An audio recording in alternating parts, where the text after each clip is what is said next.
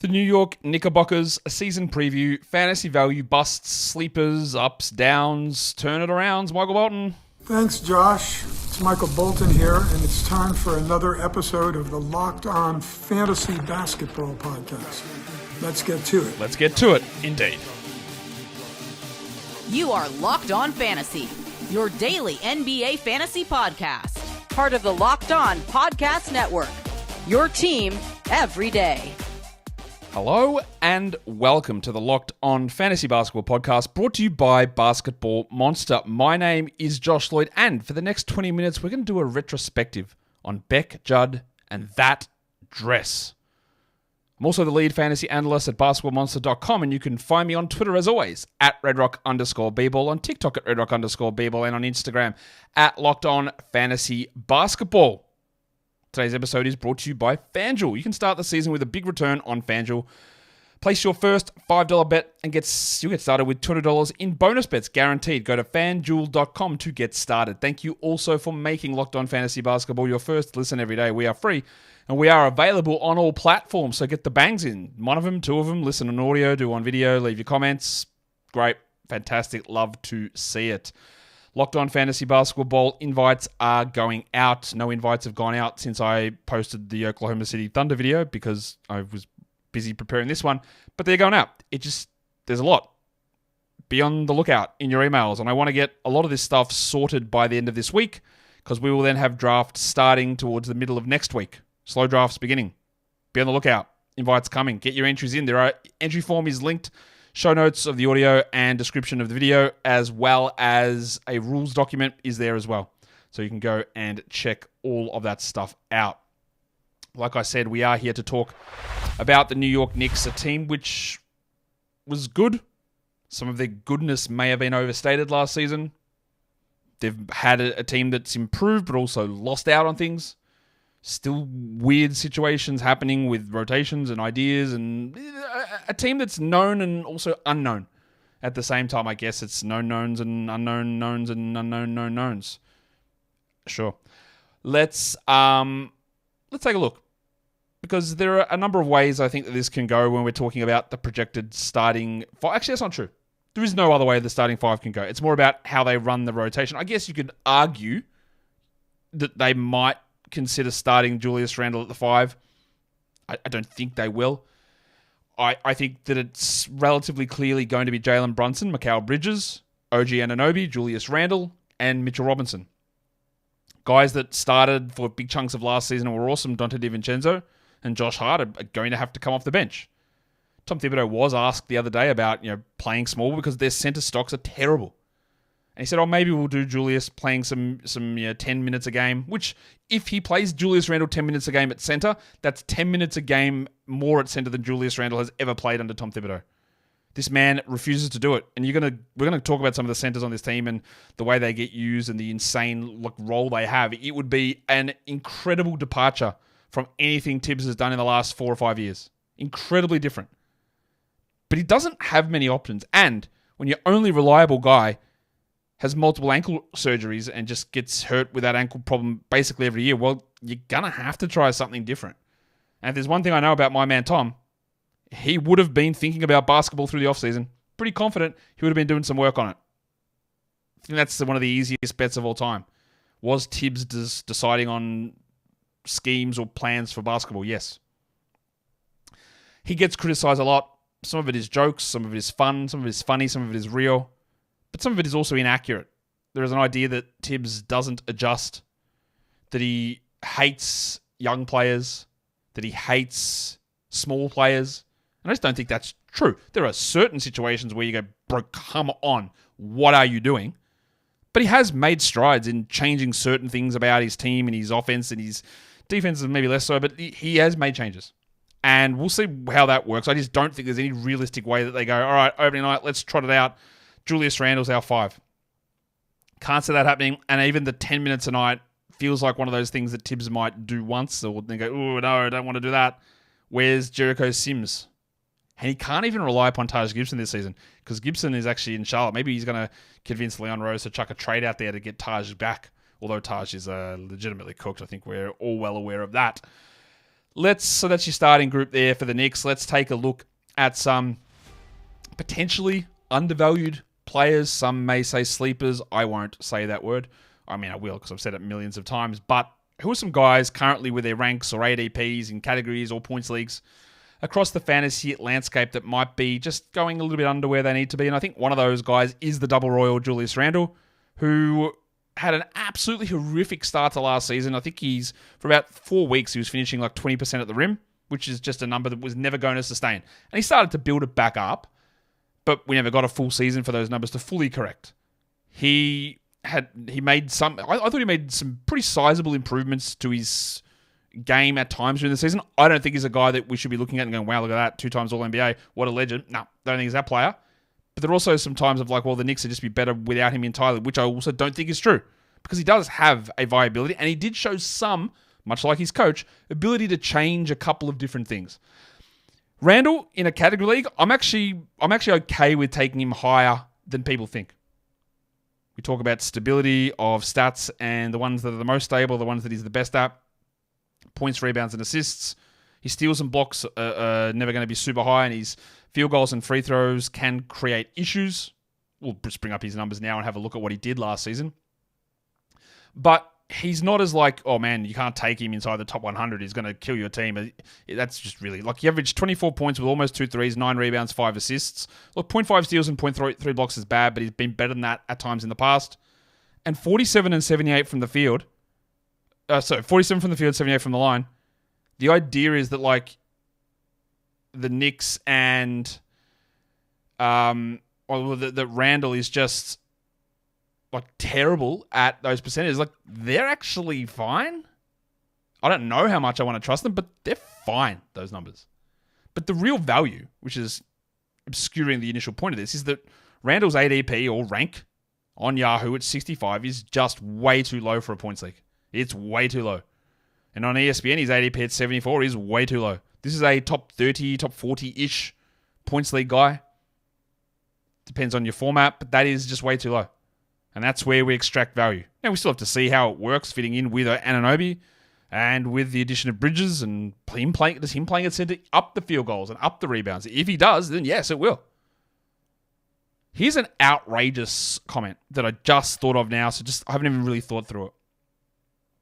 But what if Tom Thibodeau has an epiphany and decides that this is something that he really loves doing and wants to play more Randle at center? We have a player who's a horrendous rim protector, a bad defender, not a good shooter, but scores, passes, rebounds, and plays center for the Sacramento Kings. Yes? Except Sabonis is a way worse free throw guy. Randle is a worse field goal player, but could that improve playing close? I'm not saying that we're going to have second round Randle in category leagues or borderline first. I don't think that. But I don't know, that idea just came to my head. Let's park it there. For other undervalued guys, the Jedi, OG Anunoby is ranked 109 on Yahoo. His ADP on ESPN is 122, and in category leagues, there's value on both of those spots, I think, pretty obviously. In points leagues, Anunoby is not as good as he is in category leagues, and he's got a lot of variance in his game because of the steals, and I think his usage is going to be pretty low.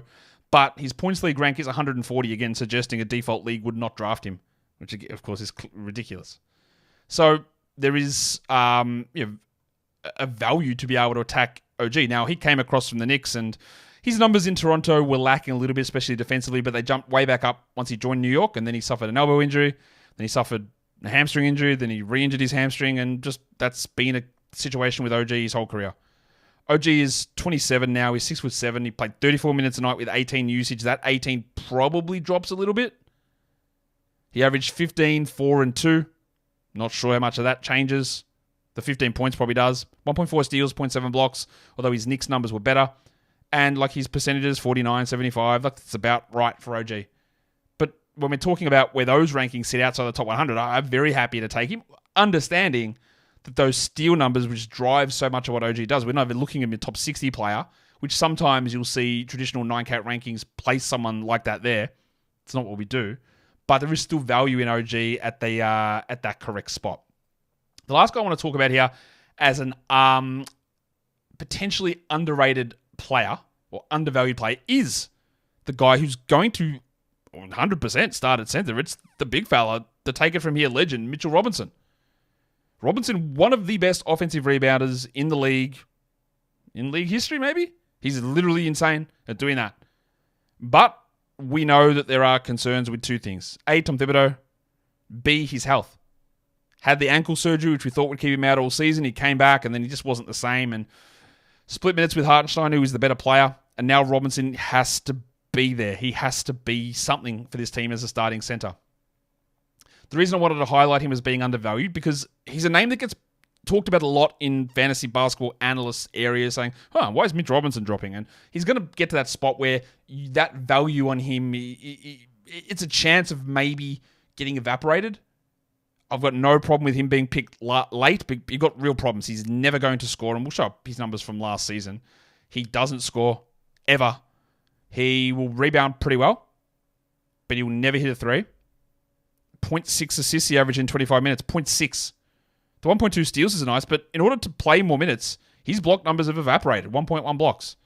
And even his field goals, which is another one of these things that I talk about a lot. When you roll at 70% shooting from the field, which Robinson did in the past, you can still be well above average and lose value because he was at 58. But that could go back to 64.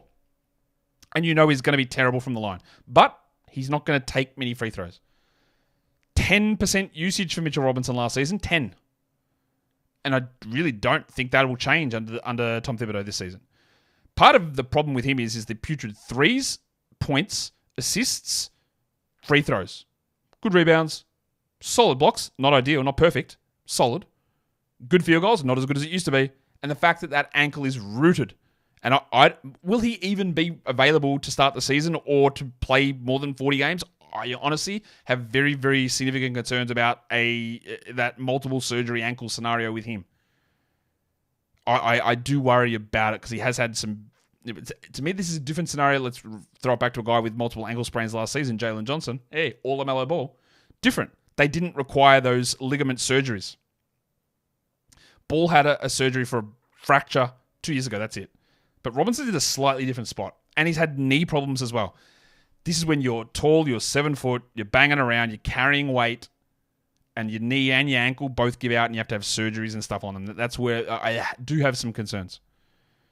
But back to the undervalued part of Mitch, which is the whole bloody point of this, Josh. He's ranked 295th for category leagues on ESPN at the moment. Of course, we're still waiting, dicks in hand, waiting for these rankings to be updated because it's only September the 22nd.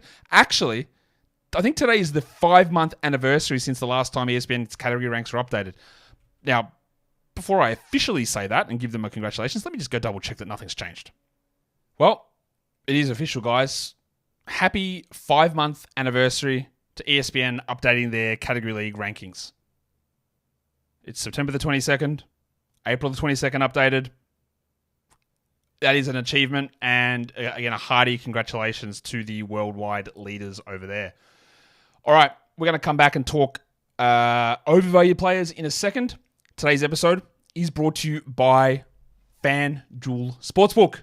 NFL season is off and running, and now you can get a big start to the season with a big return on FanDuel, America's #1 sportsbook. So, in the middle of the game, you might get a hunch. Something might be standing out to you. Go, oh, that's an interesting situation. Well, you can go onto the FanDuel app. You can check out the latest stats. You can look at live play-by-play data.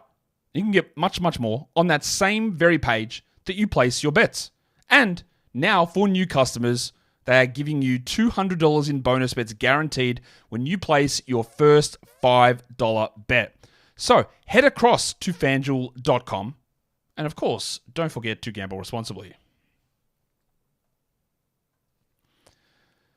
Okay. We looked at overvalued players, or undervalued players, sorry, my bad. What about the old mates, the overvalued? Who is going a little bit too high when we talk about this New York Knickerbocker squad? They're not without guys who are going too high. There are 3 players that I want to talk about here, and one of them is the player that they just acquired in that big, big trade. And that is, of course, Brooklyn Nets legend Mikal Bridges. Bridges is an interesting player who was someone that I was very much avoiding last season, and that one worked out pretty well. And now I'm probably going to be doing the same. I think there is an expectation that Bridges just goes back to being some sort of Brooklyn-Phoenix hybrid, almost bringing out the best of both versions of Bridges. And I don't know that I agree with that. Bridges' category league value is always going to be better than his points league value. So I feel really confident in saying that Mikal Bridges in a points league is just an ADP of 54 and a rank of 60. It's just useless. Do not do that. In a category league, that ADP of 54 and the rank of 60 suggests that is about the value that Mikal had when he was in Phoenix. Although I would argue that a lot of that was driven by 64% 2-point percentage and very high steals, and I'm not certain that comes back. So to me, spending a pick at 54 on Mikal Bridges in a category league doesn't make sense. His category league rank, 5-month anniversary, is 54 on ESPN as well, and his Fantrax ADP is 58. I don't mind him getting him in the 70s or getting him in the 80s, but I don't love that spot. That's assuming too many things. And yeah, like his efficiency absolutely fell in the toilet last season. He went to 44% from the field and 81% from the line. He still had 24 usage and played 35 minutes, but is he even getting 20 usage this season? Probably not. 20 points, 2 threes, 2.5 threes, 4.5 rebounds, 3.5 assists, a steal and 0.4 blocks. And I guess the assumption just is, well, his steals will just go through the roof. His efficiency will jump back and he'll be a 54% guy like he was in Phoenix, yet he'll somehow hold on to some of the usage he had in Brooklyn. And I don't think that is a reasonable expectation. And I will not be going in on Mikal Bridges in that area. If I'm talking round 5, I am not drafting Mikal Bridges in a category league. And 100% not doing it in a points league. If you wanted to say I'm in round 7 and he's there, I go, yeah, okay. I'll have a look at that. But as a guy that's probably the 3rd usage option on this team, with no guarantee of efficiency rising or defensive stats jumping back, they might, but no guarantee of it. I'm just not doing it at that spot. And yeah, I know. You know what? You want to know something strange you've never heard before? Mikal Bridges has never missed a game. Yeah, it's true. He's never missed a game in the NBA. So therefore, we know that means that he will never, ever miss a game, ever. So, and of course, that's untrue. But my thing is always going to be, do not draft somebody based on the fact that you think they just will not get hurt. Look at the numbers. Look at the value. Assume that he plays more games than anyone else. Absolutely no problem. But I can rattle off a million examples, not a million, but a lot, of the people that everyone would say this about, and then it turns. And I'm not saying that it's going to turn for Bridges. I'm saying do not use your excuse for, well, availability is the best ability. You know what's the best ability? Ability. Because I can go through the list of guys who played 82 games last season. You're not going to love them. Do not base your decision on the fact that Bridges will play every game. Because we just don't know that. We have no way of knowing that. Thank you for listening. I think Josh Hart is also ranked too high. Of course, the category league rankings were done at the beginning of the playoffs, and Josh Hart's ranked 88th on ESPN. Why, I don't know. We all know what happened last season is that the Knicks, through, I don't know, probably some sort of witchcraft, everybody got hurt. Randle, Anunoby, Brunson was in or out. Robinson was in or out. Everyone was hurt. No real other reason that I can think of. So Hart was playing like 46, 47, 45 minutes, 48 minutes, and now he's going to come off the bench. And we also saw last season at the start of the year when Josh Hart came off the bench, he had no right being in a 12-team league fantasy spot. And now they add Bridges as well. So drafting him at 88 would be absolute, like, I don't even know the right word. It kills you. It kills you. You're done. You cannot draft Josh Hart at 88. He's a much worse points league guy than category league player as well. So his ADP sits at 120 on ESPN. Like, what are we doing? Like, that is just too high. I don't think Josh Hart's a 12-team draftable player in either format. Now, last season, Hart, who's a 6'4" power forward, had 13% usage with 33 minutes. And the 33 minutes came because he played 45 minutes a night for the final two months or whatever. He averaged 9 and 8. 8 rebounds is good. But Randle, Robinson, and Anunoby are all going to be getting rebounds too.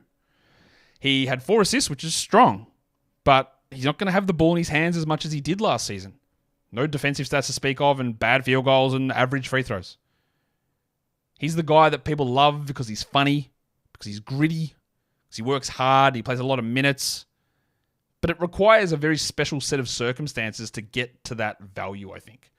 And there's just no way of guaranteeing that. The last guy who sits on this overvalued list is a player who I just do not like watching at all. I will give him props that he improved his game last season because he changed it a little bit. But Precious Achiuwa is just bad. And they are going to be relying upon him to be the backup center in the minutes that Randle doesn't play small ball. But if Tom Thibodeau is going to Julius Randle small ball at center, that shows how much he does not like Precious Achiuwa. Now, they were banged up incredibly last season. So many players were out, and Achiuwa played big minutes in a lot of games. And then as soon as Tom Thibodeau had the opportunity, he went, absolutely not. Get out of here, my guy. You are playing 12 minutes a night. So when the opportunity arrives for Precious, sure, you can stream that in. He shot 50 and 62 from the field and from the line. 0.9 blocks in 22 minutes is okay, and he actually improved that part of his game. And I don't mind him as a defender, but he's a horrible offensive shot selection guy. He's undersized. I think he's shorter than Julius Randle. He's about the same size. 7.5 and 6.5 points in rebounds with 1.3 assists and bad offensive shot selection and three-point shooting. Yet, all this ties back into me saying he's overvalued. His category league ranking for ESPN, shout out to a 5-month anniversary, is 116th. That would be a starter on a 12-team league roster. And I think we can comfortably say we're not drafting Precious Achiuwa in a 12-team league to sit and be a starter on our team. I think we're pretty comfortable in agreement there. I mean, you can disagree with me on many things. Don't think you'd want to disagree with me on that one. Today's episode is brought to you also by eBay Motors. Passion, drive, patience, going to Villanova are the key ingredients in striving for a championship. It's also what keeps your ride or die alive. eBay Motors has all of the parts available for your car, assuming that your car went to Villanova, and it's all there with that guaranteed fit policy as well. Speed, power, style, Wildcats, eBay Motors has you covered. With over 122 million parts for your number one ride or die, you will always find exactly what you're looking for. And with eBay Guaranteed Fit, your part is guaranteed to fit your ride every time or your money back. So keep your ride or die alive at ebaymotors.com. Eligible items only, exclusions apply, and eBay Guaranteed Fit is only available to US customers. It's probably the last time I referenced the Villanova connection because, again, like I said on the Thunder show yesterday, I think it was, or the Magic show yesterday. Magic show. Wow, sounds like I'm doing tricks. Not that sort of tricks. Is that I think trying to base fantasy decisions off vibes and psychology is fraught with incredible danger. And you can say, well, look at them. They're all going to be awesome because they all went to school together. And now they're going to freeze out Randle and Anunoby because they didn't go to school together. What are they going to do? Fire the coach as well? I think that sort of idea or thinking of trying to find this edge that probably doesn't exist is something that can get you into more trouble than it's worth, I believe. We are going to have a look at some of the risks for some reason this show. I know why, because I waffle. This show is going slow, and we need to talk about some risks across the rotation. And I think they're relatively obvious when we're talking about this Knicks team, because it is, like, one of the things is how we figure it out, like the small ball. Because if Julius Randle plays 10 minutes a night at center, that opens up way more minutes for the big Ragu Dante DiVincenzo, because it means Randle's playing the 5 and OG is the 4, meaning that Mikal is the 3, and then someone's at the 2. So Josh Hart can slide in, and DiVincenzo might get those 30 minutes again. But if Thibodeau goes, no, I absolutely need Jericho Sims out on the court, and all 48 at center are taken up with Precious, Robinson, and Sims, that's no opportunities for OG to play the 4 much because Randle's going to play 37 minutes a night, and your Harts and DiVincenzos and McBrides and Nev don't play anywhere near enough. There is also a chance that Tibbs expands his rotation and doesn't play 37 minutes a night to Brunson and Bridges and Randle and Anunoby. I mean, Brian, come on. I have to say it's a possibility. It's not going to happen. But imagine if Tom decides that he wants to trust some of his bench players, because DiVincenzo, Hart, McBride, Achiuwa, maybe they're okay as bench players that maybe Tom can ease off a bit. We'll see. The other question is the usage hierarchy. And we are going to put Jalen the Burner Brunson under the lens in a second. But Randle did take a step back and he ceded control of the team to Brunson last season. And I imagine that happens. But where does Bridges fit? Do Bridges and Anunoby fight for the 3rd role? Because Bridges has obviously had experience as being a number 1, but he's going from a 1 to a 3. And what if it's a 3A, 3B with Anunoby? And where does Dante fit into this with the 21 usage or whatever he had last season? And how Tibbs determines how these shots all get distributed is going to impact the way the rotation looks, the staggering, and the way we can value these guys from a fantasy point of view. Now, let's put Jalen Brunson under the lens, because he is was a huge topic of conversation last season. He was a guy that when the free agency stuff happened and he went to the Knicks, I was just very wrong. I did not think that Jalen Brunson was anywhere near as good as what he has been the last 2 years. I think that what he was able to do in carrying this team down the stretch was incredible. He had some injuries, like everybody in the playoffs, with a broken hand and a foot sprain issue. And he's one of these guys that you watch and you see stuff and you go, he can't keep getting away with this. You know, whether you consider it foul baiting or not, whatever. But like tough contested mid-ranges just keep going and you go, well, this one will miss. Oh, it went in. This one will miss. Oh, it went in. Oh, how do you do that? Oh, it's all this stuff where you go, that can't be repeated. Oh, it was. And he just keeps doing it. And he keeps doing it. And he keeps doing it. And we've come to the position now that we just believe that that is what Jalen Brunson is going to do, and rightfully so. And you look at this graph here on Crafted of offense versus defense, he's bad. Like, he is terrible defensively. He's quite short as well as a player, and your small guards can have their problems, and often the drop-offs for small guards, shout out to Kemba Walker, Isaiah Thomas, they come very quickly. Very quickly. Now, Brunson's not at that spot, but they can come quickly. His shooting was great. But one thing about Brunson, one of the reasons I was a little sour on him when he did join the Knicks from the Mavericks was like he's a guard who didn't have super high assist rates, didn't take a lot of threes, and didn't generate steals. And that's all still true. He doesn't take that many threes. He doesn't generate steals or deflections or do anything defensively. He doesn't grab rebounds. He just went through the roof with usage.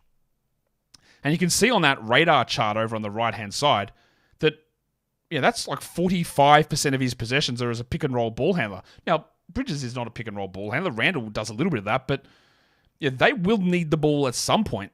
And Brunson's value is just dominating everything about the possession, the creation, the load, all of that is so high, and he's so good at it. But we're not like sitting here thinking that there's some level of immunity to him just doing everything that he did second half of last season and nothing adjusting. Brunson played 35 minutes and 32 usage. He averaged 29 points with 3.5 boards and almost 7 assists, 0.9 steals, 0.2 blocks, 48 and 85, and 48% shooting for a point guard like that is great. 2.7 threes is strong. Like it's for the amount of shots that he took, it's still not quite enough. You want a little bit higher there. But like again, like 28 or 29, 3.5 and 6.5 with 0.9 steals, they're not elite numbers. They're good. Like the scoring is great. The assists are okay. The steals are bad. The rebounds are bad. The blocks are bad. The field goals are average. And the free throws are really great. So they're the numbers that he put up. But also remember, and we're going to just show you this right now, is that last season, he played half of the year without the former number one usage player on this team, Julius Randle. On the right-hand side, the top graph is the Darko DPM, which is the all-in-one impact metric from Darko and Kostya. And you can see the last 2 years, and especially he took a big step forward last season, Brunson. In 22-23, his first year in New York. Like a big step forward, but the next season, just an incredible rise. And mid-season, his Darko DPM went through the roof. He became incredibly impactful. A lot of that is because there was a lot of garbage playing around him and he was doing everything, but he was doing it. The one that I want to draw your attention to is the graph down the bottom, the black one from dunks and threes, which is his usage across 23, 24. And you will see a very clear change where he's hovering in that high 20s, 27, 28 usage zone until that January period where Randle got injured. And then boop, off it goes, 35 usage rest of the way. And now we incorporate Bridges in. Has Brunson done enough to be the player that Tom Thibodeau says, yes, you are now Luka Doncic and have 35, 36 usage every game? Or does he pull back and be a 29 usage guy while Randle and Bridges also do some stuff? Because that is literally what happened last season. And the Knicks were great once Randle went down and Brunson was carrying everything, but also that led to some overuse issues for him with that foot issue in the playoffs. But that is a stark... You might not think that's a stark difference. That's a stark difference on that graph. Of like, all right, Randle's out. We jump it up by 7%.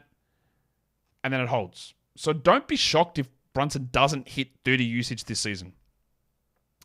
The other graph, the headshot plot here, is on the right-hand side. It's the percentile for true usage percentage. So true usage takes into account not just usage, which is shot attempts and turnovers, but trying to incorporate how much you've got the ball in terms of assists and potential assists and things like that. Whereas on the left-hand side, a little bit of a similar number, but it's an offensive involvement rate. Like, just what are you doing in terms of each play? How much are you involved? And you will notice that Jalen Brunson is 99th percentile true usage percentage and 100th percentile offensive involvement rate. Basically, nobody better than him in each of those two numbers, meaning the guy ran everything. Randle is the face down in the bottom left. He's at like 94th percentile true usage and 82% offensive involvement rate. And the other two names I included there are Anthony Edwards and Devin Booker. Guys who are sort of pseudo point guards at times without high usage, without high assist rates, but strong usage. And they compare favorably to Brunson. And they sit with an offensive involvement around 95-94 in terms of percentile and a true usage around 96-97, but well below Brunson. So it would not be inconceivable to see Brunson's offensive involvement rate and true usage percentile slide from that like 100/99 rate down to the Booker-Edwards area. And it's still great, but going from 100 to 95 in terms of where you rank in that area, I think it's important to note. And you see Randle probably still sits here, and we also had no Randle for 40 games or whatever it was last season. And that is important. The fantasy similarity with Brunson, the best comps were like Devin Booker, Damian Lillard, not a high assist guy, but a high usage point guard, Jordan Poole, with a name I did not expect to see, and Colin Sexton similarly, because they're both usage scorers who get mediocre assists, who are good at free throws, and not high steal players. And these graphs are not all just about volume, it's about shape. So obviously Poole and Sexton are doing this stuff at a much, much lower level than Brunson, Booker, and Lillard. But the idea of what they do and the sort of shape around their game is not completely dissimilar. Not saying that like you don't just pass on Brunson because you want to go grab Jordan Poole. That's not an idea. That's not something we're doing here. But it just gives ideas of the types of different players and the way that their fantasy games look. Now, I haven't really even talked about the Brunson value in drafts at the moment. And it is a tough one because there'll be people who swear black and blue that why isn't Brunson going in the first round or in the second round. And part of the reason for that in category leagues is some of the lack of steals, threes, rebounds. That's all a concern, and the potential drop in value with usage. He's ranked around the end of the second round, around that 20 mark. ESPN's category rank has him at like LOL 13 and an ADP of 15, and there's just no way that I would consider that a viable position to be drafting Brunson. That doesn't make sense to me to be getting him that early. It's pretty crazy, in fact, to be in that zone or considering him around there. That's a silly number that doesn't really make a ton of sense, to be honest. But again, a player with the value of the scoring, the value of the assists, we just have to worry, or not even worry is not necessarily the correct word. It's more just be wary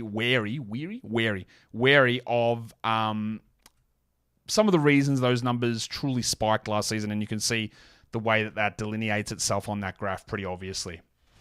Let's take a look at injuries because, yeah, there are some of them on this team. They definitely had some players get hurt. And again, is it because Tom Thibodeau's a maniac? I don't know. You'll say, oh, the other Randle one was a fluke.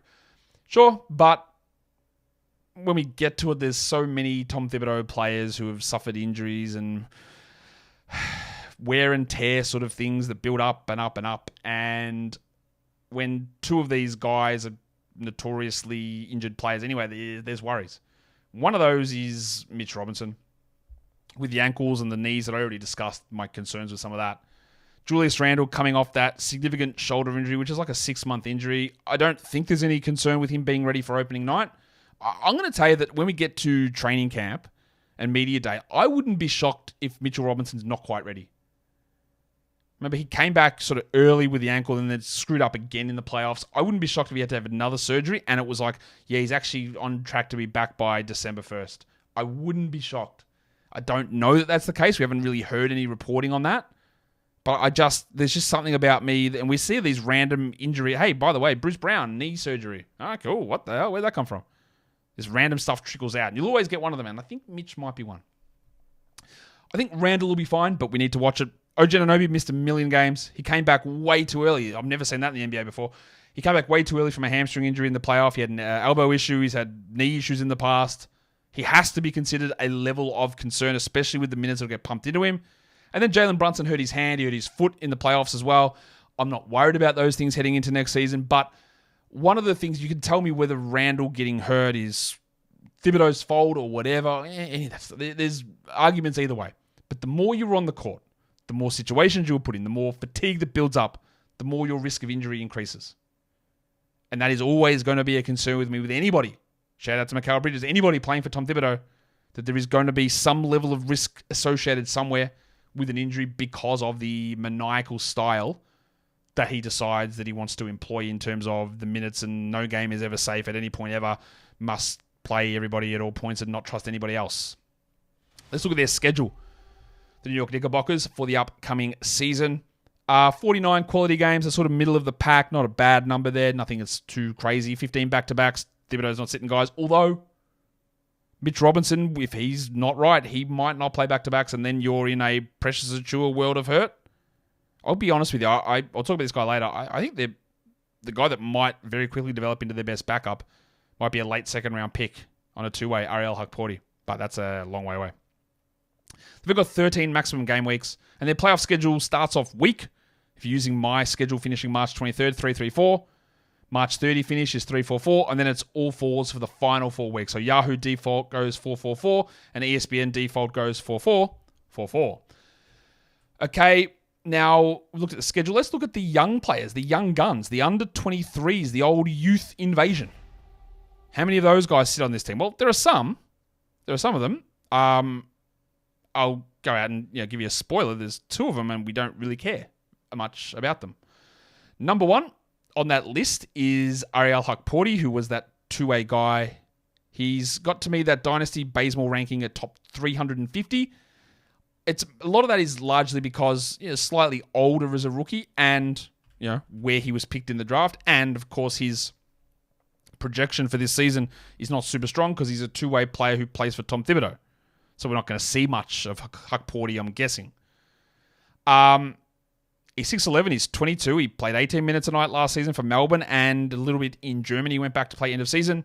8-7, that sounds like a perfect Tom Thibodeau guy. 8-7 with 1.5 blocks in 18 minutes on 56% and 62. Well, that's like Mitchell Robinson, isn't it? Wouldn't be shocked if this guy, him and Adem Bona, were the 2 centers picked in the second round who I think can develop into starting adjacent centers. It's a long way to go, though, for Hukporti. The other guy that was on the list there for those under 23s, again, they only have 2 guys who are under the age of 23, is their first-round selection, Pacome Dadier. Now, they had 2 first-round picks, and it was the biggest lock bet of all time that they would not be coming out with those 2 picks, and they didn't. They traded stuff away. Dadier is 19. He's a 6'7" wing. He played 15 minutes a night and 18% usage in Europe last season. 6 points and 2 rebounds in those 15 minutes. 0.5 steals, 50 and 74. To me, part of the appeal for him in a dynasty setting, where I've got him top 275 in Bazemore, is that he's young, ideal size, maybe some shooting and defensive upside, but at this point he is so far away. Watching him at Summer League as well, it's like he will not play 70 total minutes this season for the Knicks. How much he plays in the G League, I don't know what they do, but he will just not see the court. So that's probably the last time we're going to be talking Pacome Dadier. And there are a few things there that give me some pause about how he overall develops.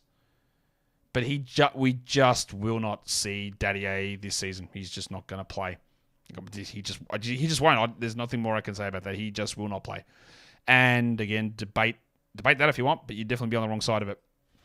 Let's talk risk versus reward. Where's the variance? Who's the guys who we sit there and go, your stats and your categories that you're good at are prone to a lot of problems.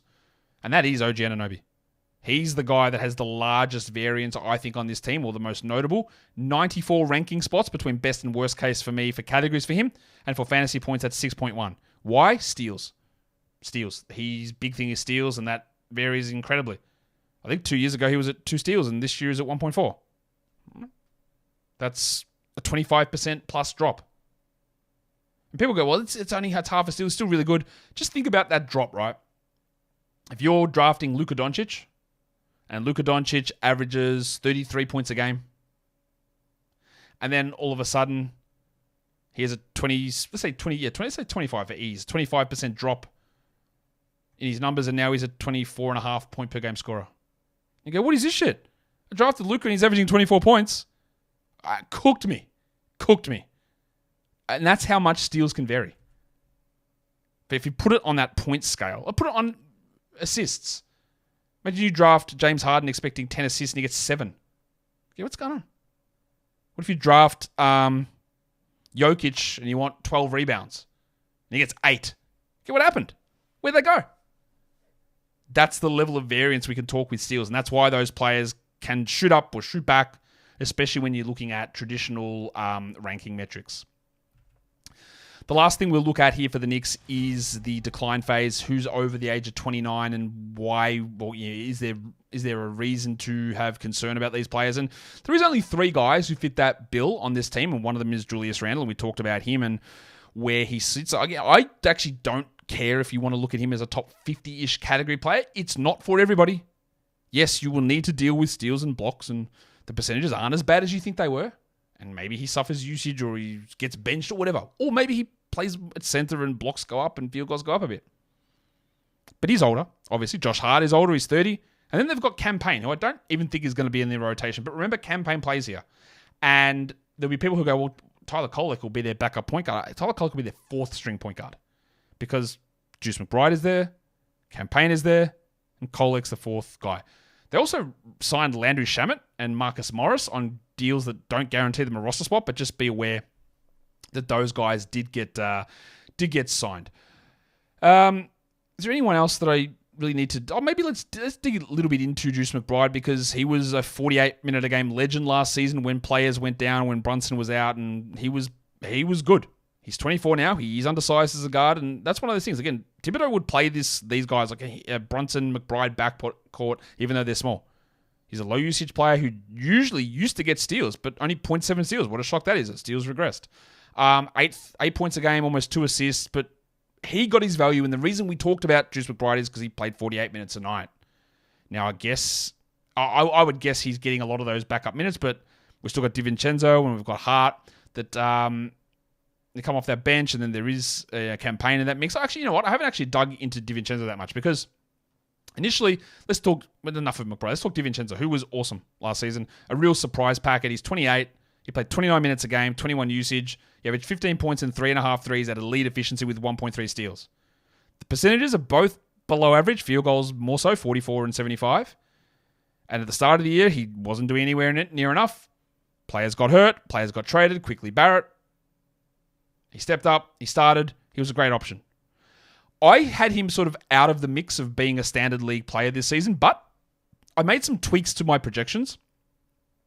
I did give Randle more minutes at backup 5, which opened stuff more up for DiVincenzo, and I pushed his minutes back up a little bit, and it still put him into that 10th round, 11th round discussion as a 14 or 13 point scorer, whatever it is, with 2 to 3 threes, but that was by far his best shooting season.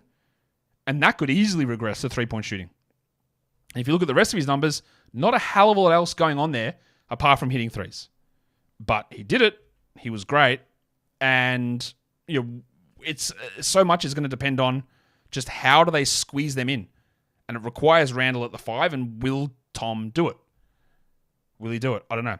Like, DiVincenzo's rank 145 on Yahoo, so I was debating putting him as a nice undervalued option, but you're sort of in the nascent stage of me making that adjustment. I wasn't sure, but he's there, and that's where we go. I don't think there's anyone else I need to... Yeah, Kader Bates-Diop plays for this team, as does Tyler Kolek and Jacob Toppin. Also, Chuma Akeke is on this roster for anybody that's wondering what old mate Chuma is up to. So that is the end of the Knicks. So let's talk about these guys. I think Brunson, in terms of categories and points, end second round, if you want to go into the top 20, I get it. If he slides to around 30, I also get it. You know my idea is that there's a group of first-round players and there's about 30-ish third-round players. So if that guy is at 16 or he's at 29, that's fine. Randle, I'm happy to go earlier in him on categories than others would suggest. He's definitely undervalued in terms of his points contributions, whereas on the other side, I am down on Bridges compared to where he is going. I don't think that he's a top 60 player. Anunoby to me is an easy top 100 guy, but it is based on those steal numbers and injuries are a concern there.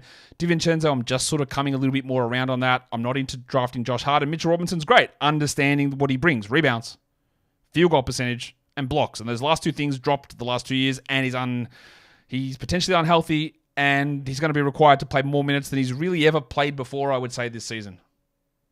And that's going to lead to some problems, and there's significant downturns in his production. Actually, I did create this player profile graphic that I do want to put up just because it's funny. Let's talk Jericho Sims. I just want to quickly put this up because Sims obviously was the guy that when Robinson went down, Tom Thibodeau started this man over Hartenstein because, cool. He had a usage of, and if you're not watching on YouTube, guess what his usage was? 6. Did you know that it was even a possible thing to have a 6% usage? He averaged 2 points in 13 minutes with 3 rebounds. 0.4 blocks. 6 usage. And I thought that was funny. What's also funny is giving me a thumbs up on this video or leaving your comments down below and subscribing. Guys, we are done here. Thank you so much for listening. Guys, quickly. Yes, points league mock. Yes, 16-team mock. Yes, 20-team league mock. Yes, 12-team mock. Yes, 10-team mock. Yes, it's all coming. They will be happening. Yes, another auction. Yes, another points league. Yes, another sleepers. Yes, it's all coming. Thank you so much for listening, everyone, and watching. See ya.